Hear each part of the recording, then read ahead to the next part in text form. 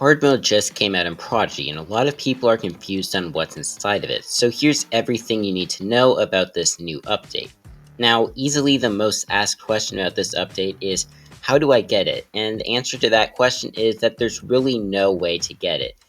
It's in beta for now, meaning that you are not guaranteed to get it on your account for now, so if you don't have it, you will have to keep waiting. But something that you do need to know is that more accounts just got it, so if you didn't have it just last week, go ahead and check again because you might have it now. If you do have it, you will immediately know because when you log in, you will be immediately met with this cutscene in Lamplight Town if that is where you logged off. If you didn't log off in Lamplight Town, you will instead be met by this pop-up, and then when you go to Lamplight Town, you will be met with this same cutscene. In this cutscene, you will learn that the Puppet Master time traveled from the past so that he can celebrate his assumed victory with his future self. During this cutscene, the Puppet Master drops his Time Twister, which is the device he uses for time travel. The Time Twister is a key item that will show up in this part of your profile. Now, you might notice something though, and that's that the Time Twister isn't actually in my inventory. Now the reason for this is that Prodigy forgot to add this item into the metadata, which means it's not even in the game, meaning that for now, players are technically able to time travel without any help from this device. Now, in order to actually enter hard mode, you will need to meet two requirements, those being to have 35 pets and 10 pets over level 90.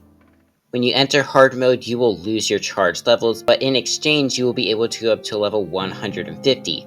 Luckily, you won't lose your pets and armor though, as you will be able to bring those with you into hard mode. You will be forced into Firefly Forest after the cutscene where you will be met by this chest, which when opened will give you the new Shadow Throne, which is a mount with 110 speed and 110 power.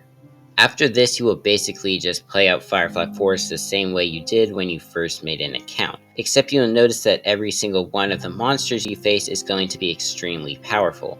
The lowest level a pet can be is level 100, and the highest level a pet can be is level 110. While you're completing your quest, you can actually open up the chest a second time, and they give insanely good rewards. A member chest will give you 4,000 gold, while a normal chest will give you 2,000 gold. Now this gold is actually going to come in handy because not only can you level your wizard up to level 150, but you can do the same with your pets as well.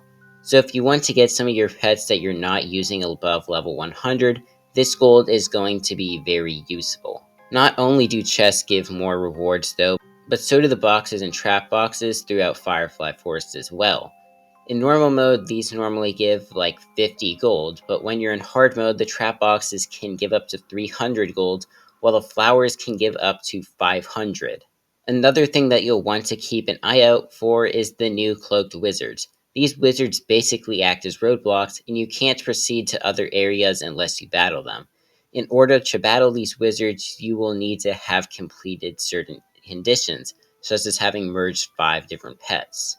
Now, when you beat these cloaked wizards, you will receive parts of the Deep Fungus Armor set, which is a new armor set that has a level lock of 105.